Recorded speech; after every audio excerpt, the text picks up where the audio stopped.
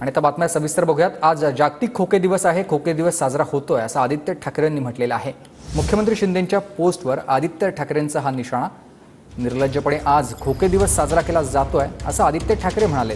तर ज्यांचं आयुष्य खोके जमा करण्यात गेलं त्यांच्याकडून दुसरी अपेक्षा नाही असं उत्तर एकनाथ शिंदेंनी दिलंय।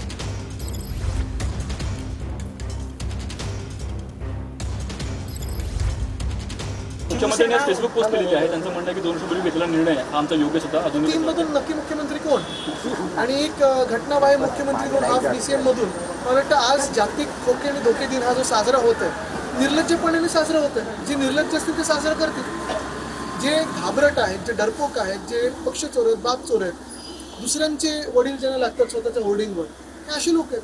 त्यांचं आयुष्य गेलं त्याच्यामध्ये घेण्यामध्ये, जमा करण्यामध्ये आणि परदेशात ठेवण्यामध्ये। त्यांच्याकडून मी काय अपेक्षा करू? चित्रपटाचा आणि निवडणुकांचा काही अर्थार्थी संबंध नाही। धर्मवीरांचा चित्रपट एका सिनेमामध्ये होऊ शकत नाही, म्हणून हा दुसरा आम्ही केलेला आहे।